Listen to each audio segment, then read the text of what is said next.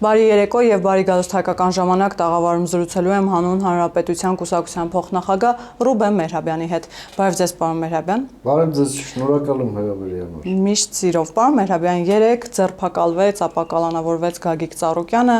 հանրային դաշտում քննարկումներ են, հիմնականում երկու տեսակետի են հանդիպում, նախ ընդդիմադիր շրջանակները, նկատի ունեմ ուժեղ Հայաստանը,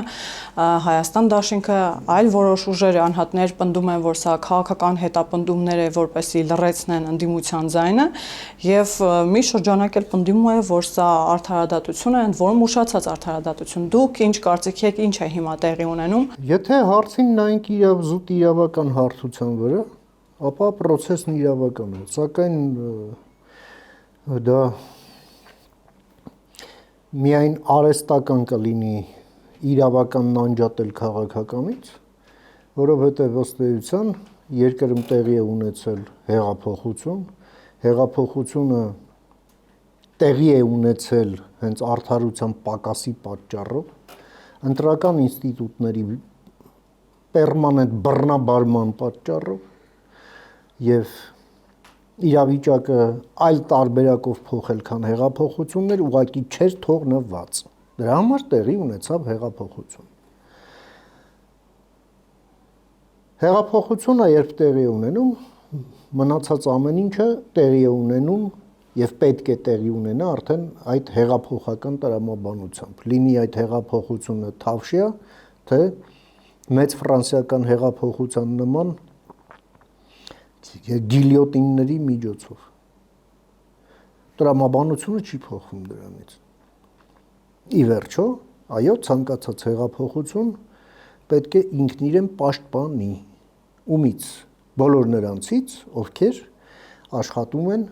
ռեստավրացիայի վրա, այսինքն հին ռեժիմը վերադարձնելու համար։ Եվ որևէ հեղափոխություն չի հանդուրժի, որպեսզի նման ուժերը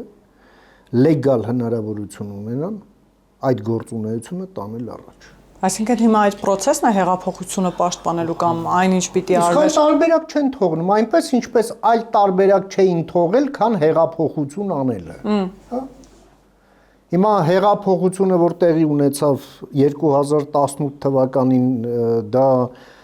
իրավական դաշտում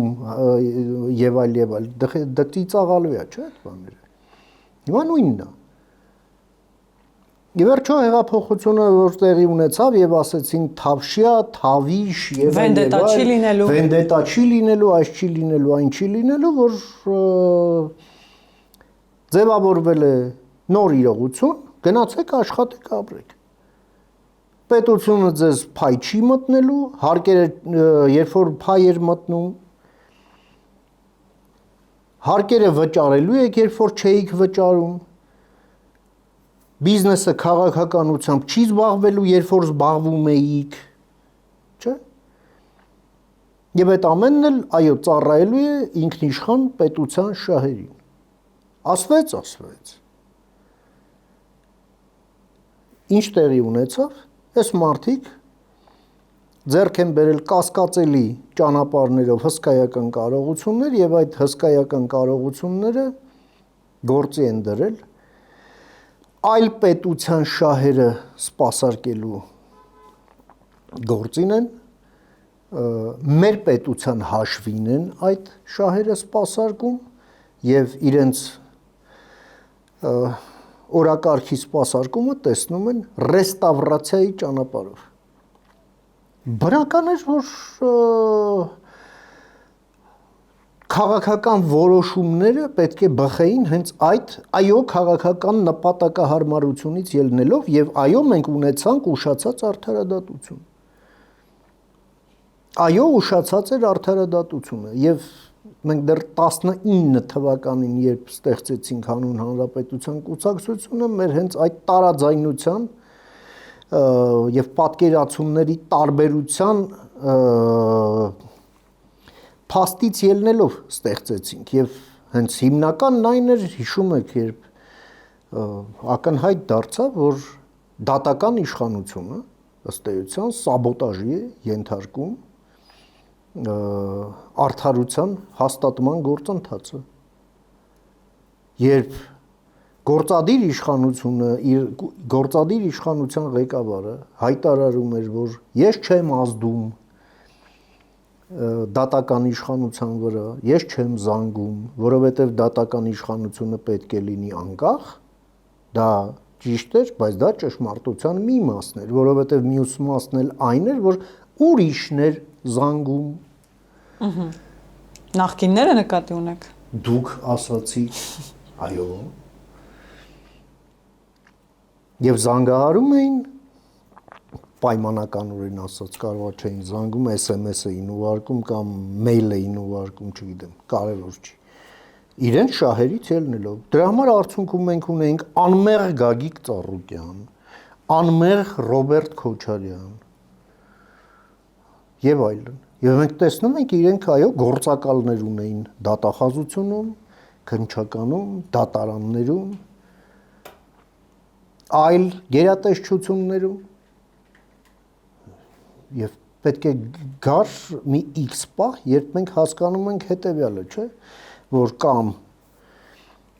լեգալ ճանապարհով պարազիտանալով ժողովրդավարական մեխանիզմների վրա եւ ձեռ առնելով ժողովրդավարությունը մենք կստանանք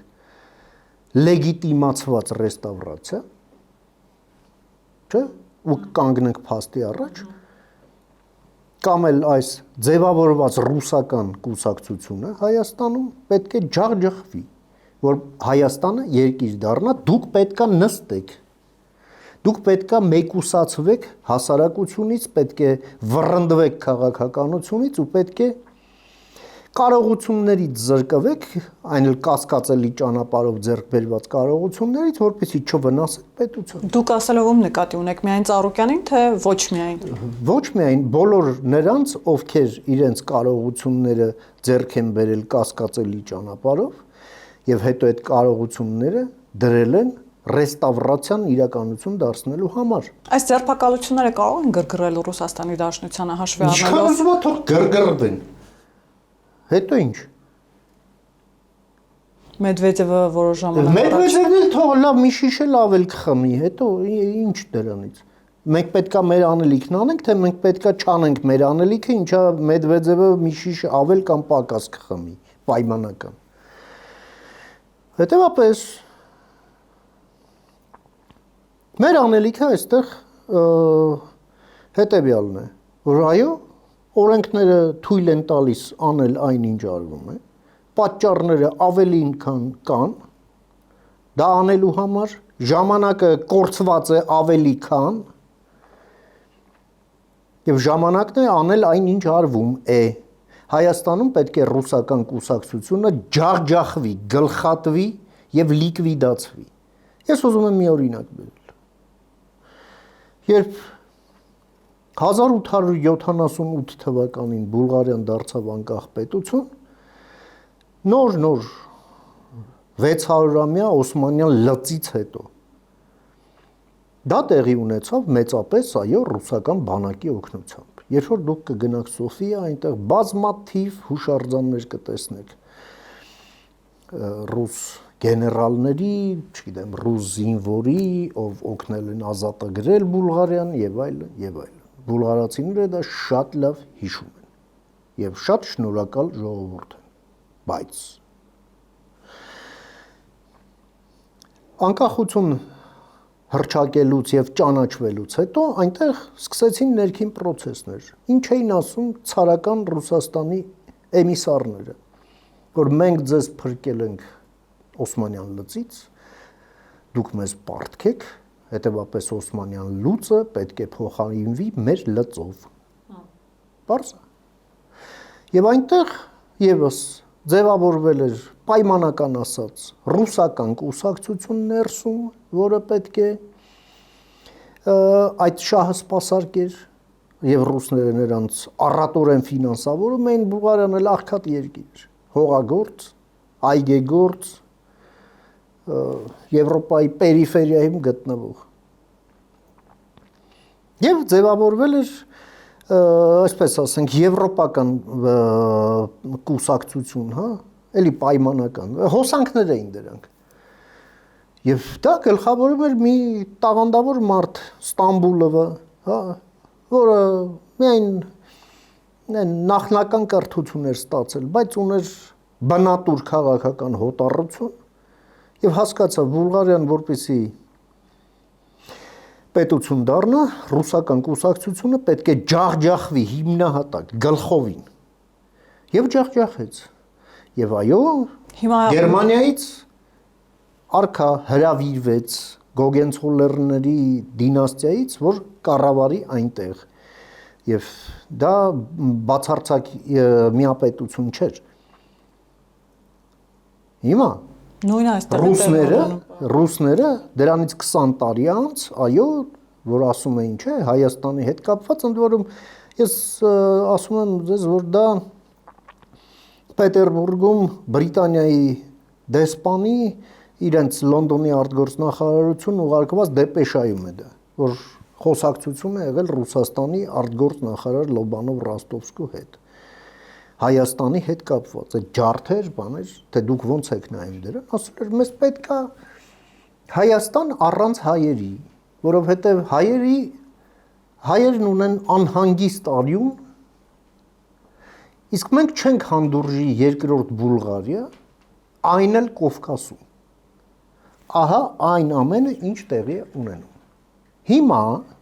դա նշանակում է, որ Հայաստանի պետություն լինելու շահը սպասարկելու համար այս ռուսական կուսակցությունը պետք է հիմնահատակ մինչև վերջին փշրանքը գաղափարապես, բարոյապես, քաղաքականապես ջախջախվի ուղղակի։ Հիմա այդ ճանապարհին է իշխանությունը ուզում հասկանալ։ Ուրիշ ձև չունի իշխանությունը, եթե ուզում է մնալ որպես իշխանություն։ Իսկ իշխանությունն էլ այնպես չի, որ դրանց կուզիկը մնա, չի ուզի չի մնա, որովհետև մենք պետք է լավ հասկանանք Հայաստանի պետություն լինելու, չլինելու հարցը, այլ ոչ թե իշխանություն լինելու, չլինելու։ Եվ իշխանությունը իր առաքելությունը պետք է մինչև վերջ կատարի։ Այսինքն այս ուժերի նպատակը մեկն է, պարոն Մերհաբյան։ Լիկվիդացնել Հայաստան պետությունը, վերածել Հայաստանը Բելարուսի։ Երբ որ ասում են, այս ինչ ուզում եք երկրորդ Ուկրաինա սարքեք։ Հա, իդեպ շատ վերջին շրջանում էլ ասում։ Մենք ուզում ենք, որ երկրորդ Բելարուս չդառնանք, մնացածը ինչ ուզում եք, գնացեք պարապեք։ Այո, հենց սա։ Սա պետք է լինի մեր պատասխանը։ Ու ձեզ էլ տալու ենք պատերով, ծեփելով գետնին, որքան էլ որ օմբուդսմենի հուզմունքն առաջանա։ Որովհետև պետությունը եւս ունի արժանապատվություն եւ որևէ պետություն, ասենց այլանդակություն ուղղակի չի հանդուրժի եւ չպետք է հանդուրժի։ Մենք պետություն ենք, թե պրախադնոյ դվոր։ Չի կարելի։ Պետության դեմ դուրս եկողը, ուրեմն պետք է հաշտվի այն մտքի հետ, որ գլուխն է կորցնելու եւ մեր պետությունը ներսում, այո, հենց այդ կերպ էլ վարվելու է։ Եվ հազար հատ Պուտին լինի, Միշուստին լինի, թե Մեդվեդև լինի, Սթափ թե խմած։ Սա է լուծման ձևը։ Այո, հենց այսպես է լուծման ձևը։ Մենք ապրում ենք մի տարածաշրջանում, որն ունի շատ մեծ մշակութային բազմազգ մշակութային ժառանգություն եւ ես ձեզ ուզում եմ հիշեցնել մեծն Ֆիրդուսիին, հա, որ շահին մորթում են կամ շահն է մորթում, երրորդը տրված չէ։ Այս մարդիկ առաջնորդվում են բացարձակ քաղաքական նպատակահարմարության տրամաբանությամբ, խտրականություն չդնելով որևէ ուրեմն կարմիր գիծ չկա իրենց կարմիր գիծ բարոյականություն ընդհանրապես չկա, իրանք միտված են իրենց նպատակին ցանկացած ճանապարհով։ Որն է սրա համարժեք պատասխանը։ Կարդացեք Ֆիրդուսի եւ գտեք պատասխանը։ Վերջ։ Իդեպ մեկ այլ օլիգարխ Սամվել Կարապետյանը երեք ասում էր Գագիկ Ծառուկյանը հաղթանդամ ուժեղ տղա է եւ դեռ իր տղամարդ է եւ դեռ իր ասելիքը կասի եւ վստահություն հայտնեց, որ նա միասնական ընդդիմության պայքարին կմիանա, ինչ ասել է միասնության ընդդիմության պայքար, շուտով էլի խոսում են ինչ որ թեժ աշունների մասին։ Այդ դատարկ խոսակցությունները Ինչ ասել է Միացյալ, այնինչ ես ասացի, ռուսական կուսակցություն։ Դա այն շրջանակն է, որը պետք է ջախջախվի եւ պետության պարտքն է դա։ Իդեպ ինձ ուրախացրեց, չնայած մի քիչ էլ տխրեցրեց, որ ուշացած, բայց ուրախացրեց, որ սա այն դեպքն է, երբ ավելի լավ է ուշ, քան ավելի ուշ կամ երբեք։ Երբ ընտրություններից 2 ամիս առաջ այս հարցերը բարձրացվում էին եւ քաղաքական մեծամասնության առանցքային ներկայացուցիչները ասում էին, դե որպեսի նրանք չլինեն խորհրդարանում, դուք դե գիտակից ժողովուրդ եք, հա, ընդհանրապես պետք է նրանց չքվեարկել 2 ամիս առաջ։ Իսկ որ ասում էին, բա չեք ուզում փակեք, չդե ոնց դեմոկրատիա է։ Ընտրություններից հետո նույն մարդիկ ասում են այն, որ մեր ցանկությունն էր, որ կենտրոնական ընտրական հանձնաժողովը նրանց ընդհանրապես հաներ ընտրությունից։ Այդ ինչ ցանկություն էր, որ մարդ տենց էլ տեղյակ չէր այդ ցանկությունից, գաղտնի ցանկություն էր։ Իսկ դուք օժտել էիք կենտրոնական ընտրական հանձնաժողովին այդպիսի լիազորություններով, այն չափով, որ չափով դա ունի, ասենք, Մոլդովայի կենտրոնական ընտրական հանձնաժողովը մոլդովական օրենքներով։ Կենտրոնական ընտրական հանձնաժողովի ղեկավարն էլ ասում է, մեր Մոլդովայի օրենքները ոչ թե տարբերվում են, արմատապես տարբերվում են։ Բա հարգելի քաղաքական մեծամասնություն, դուք օրենսդիր իշխանության մեծամասնություն էիք, դուք նրա համար էիք, որ արմատապես տարբերվեր, թե ընդհանրապես չտարբերվեր, որպեսզի այդ գործիքով օժտված լինի, մենք էլ իմանանք, ից ենք ինչ ուզում։ Պարոն Մեհրաբյան, վերադառնալով սահմանադրական դատարանի վճռին, տեսեք, նույն ուժեղ Հայաստան դաշինքի հայտարարությունները նրա մասին են, որ իրենք չեն ճանաչում լեգիտիմությունը այս իշխանության եւ նաեւ կարծում են, որ սահմանադրական դատարանը իշխանահաճո, այսպես ասած, վճիռ է կայացրել, բայց միաժամանակ վերցնում են մանդատները, դա իրենց համար զենք է, պայքարի միջոց է, երկուսն էլ ասում են, որ պետության դեմ։ Այո, զենք է ընդդեմ պետության։ Այո, մենք երբ ընտրությունների արդյունքներն էինք ձեզ հետ միասին քննարկում, գնահատում եւ վերլուծում։ Ես ասացի, ընտրությունները ձևա խեղվել են։ Ընտրությունները, որ 18 քաղաքական ուժերի միջև էր առերևույթ, ըստ էության այդպես չէր։ Ըստ էության մարդկանց դրել էին հետեւյալ ընտրության առաջ հարգելի Հայաստանի քաղաքացի։ Դու ունես ընտրություն պայմանական Նիկոլ Փաշինյանի եւ պայմանական Պուտինի միջև։ Մարդիկ էլ գնացին ընտրեցին Փաշինյանին, որպեսզի չընտրեն Պուտինին, բայց Ռուսաստանից եկած այդ ժանտախտի համաճարակը այսօր 100,000-ավոր մեր քաղաքացիների վարակել է եւ դա ձեր սիրելի կառավարության խղճին է, ձեր քաղաքական մեծամասնության խղճին, պետք է օթերը փակեր։ հերոստատիկները նկատի Նաեւ, որովհետեւ ռուսական կուսակցություն լիկվիդացնելը նշանակում է ամբողջ իրենց ենթակառուցվածքը, այդ թվում նաեւ ռոպագանդայի միջոցները, հիբրիդային պատերազմի այլ միջոցները, որոնք օգտագործելով նրանք աշխատում են Հայաստանի Հանրապետության գոյության դեմ։ Ով պետք է անի դա։ Եթե ոչ պետությունը, մանդատ ունեցող իշխանությունը պետության անունից ուրիշ սուբյեկտ չկա, որ իրավունք ունի դա անելու։ Այս սրա մասին է խոսքը։ Պարոն Մեհրաբյան, 21 թվականին այդ մանդատը տրված էր։ Ասում եք մուրճ, ասում ենք լավ։ Հետո մուրճի վրա կապվեց բանտիկ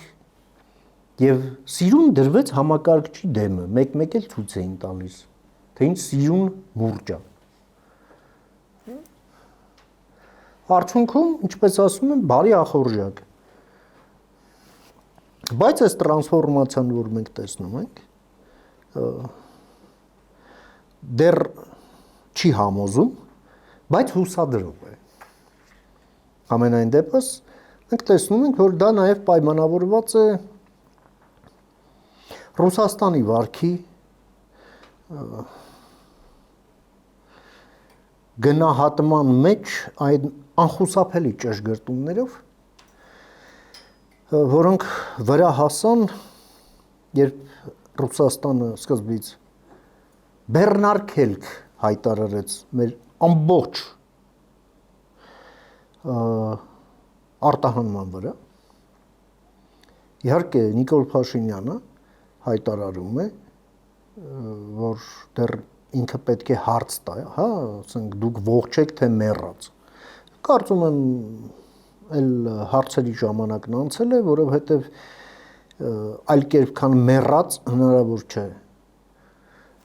ընկալել մի կառույց, որտեղ ասենք մի վագոն փաստաթուղթ է ստորագրված, էլ չգիտեմ, բազմակողմ, երկկողմ, դե կանոնակարգեր, ռեգլամենտներ, պայմանագրեր, կանոնադրություններ, Եվ դա չի գործում։ մարմիններ եւ այլ, այդ ստորագրվում է, մեկ էլ մի առավոտ մի մոլագար վերակ ենում, ասում է դու դուրս չես գալիս, փագեք։ Ու քո մոտ գտնում են էլ վիրուս, էլ բակտերիա, էլ ճիճու, էլ դինոզավր, նույնիսկ մթերքներում, որոնք դեռ չեն հասել, օգոստոսին նոր են հասնելու, այսինքն այդ մթերքը չկա, բայց ճիճուն կա։ Դե մարդիկ հեռուն են տեսել։ Չէ, ներողություն։ Դա ինչ է նշանակում, եթե ոչ մեռած լինել։ Մեռած, Լենինի նման, մեռած, պարկած, բայց չթաղած։ Ընդհանրապես։ Հասկանում եք։ Իսկ դա նշանակում է, որ գումարած նաև այն, որ Ռուսաստանը միակ պետությունն է, որը ըստ էության չի ճանաչում, կրկնում եմ, չի ճանաչում։ Այսինքն այդ լռությունը չճանաչելու մասին է, պարոն Մարհեգան։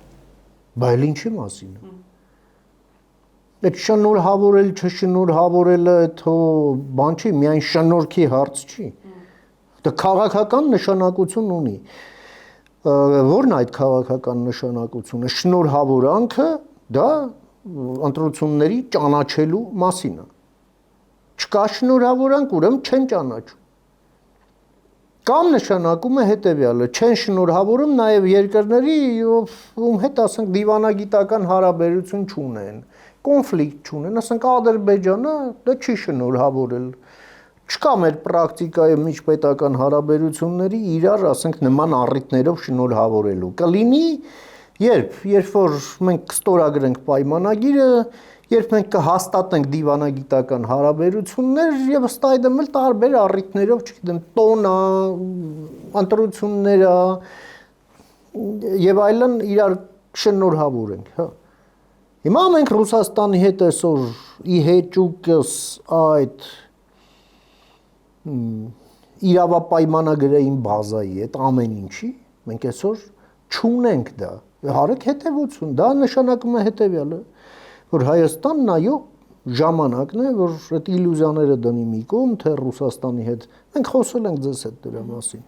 որ այդ կոնստրուկտիվ, չգիտեմ, Միշուստին եւ այլ, այդ ամենը,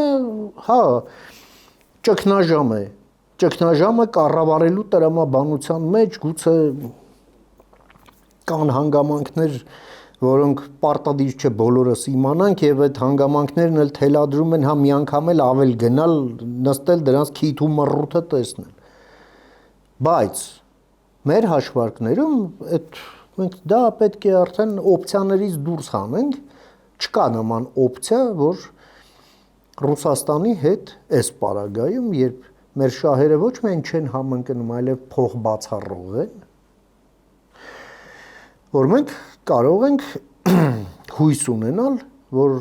այ մեզանից ինչ որ բան է կախված, հենց դա անենք,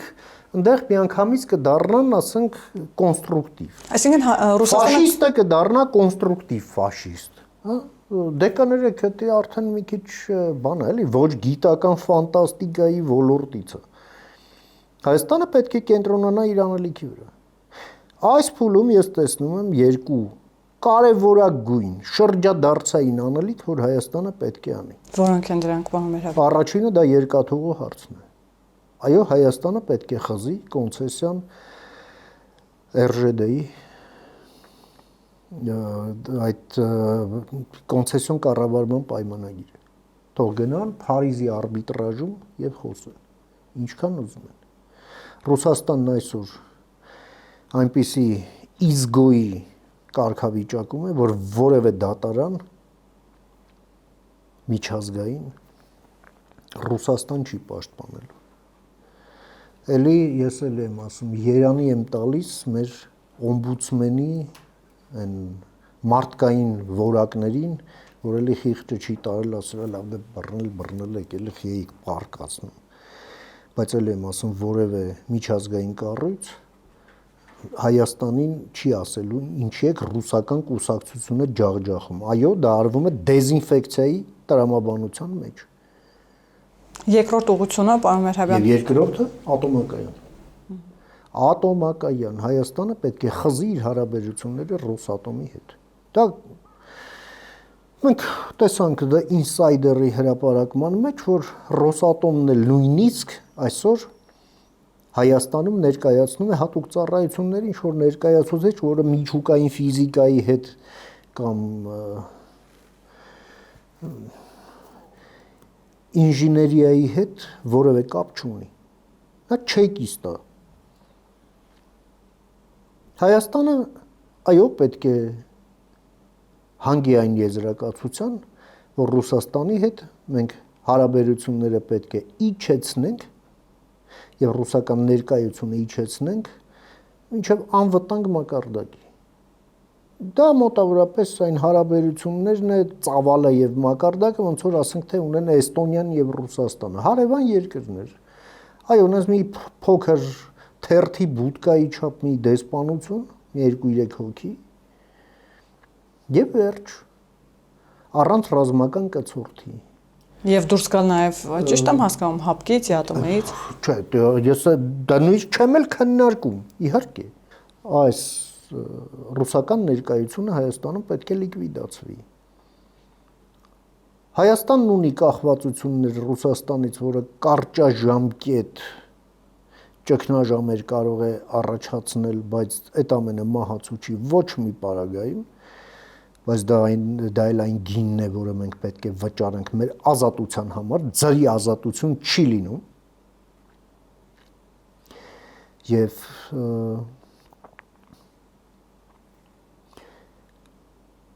Հայաստանը այո պետք է իր համար սահմանի այն անվտանգ ծավալը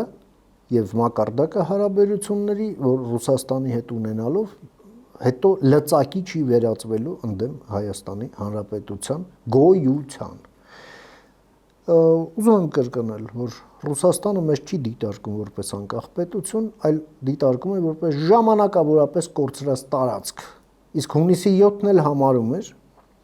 որպես լավ հնարավորություն այդ ժամանակավոր կորուստը հետ բերելու համար։ Չստացվեց։ Չստացվեց, բայց ստացվեց այլ բան։ Ռուսաստանը զավթեց եւ զավթած պահեց 21 թվականին զավթած ընդդիմությունը եւ այսօր Ռուսաստանը ներկայացված է մեր ազգային ժողովում։ Եվ հիմա ել եմ ասում վստահություն դեռ չունեմ, բայց հուսադրող միտումը ես տեսնում եմ, որ երբ ասում են, որ ձեր մանդատներն էլ ձեզ չեն փրկելու։ Այսինքն ուզում եք զենք որպես օգտագործել, այդ ձեր զենքի կոնդախը ջարդելու ենք։ Իսկ որոշ դեպքերում էլ այդ թվում նաև ձեր գլխին, որովհետև այդ զենքը եթե դուք ուղղել եք մեր պետության դեմ, ինչ անելու պետությունը ձեր ու ձեր զենքի հետ, չասեմ ինչ անելու եւ լավ անելու։ Եվ ափսոս ու ամոթ, որ մինչև հիմա չի արել 8 տարի անց, բայց էլ եմ ասում, սա այն դեպքն է, երբ լավ է ուշ, քան ավելի ուշ։ Շնորհակալ եմ, պարոն Մերհաբյան։ Հիշեցնեմ, որ զրուցակիցս հանուն Հանրապետության կուսակցության փոխնախագահ Ռուբեն Մեհրաբյանն էր, կհանդիպենք։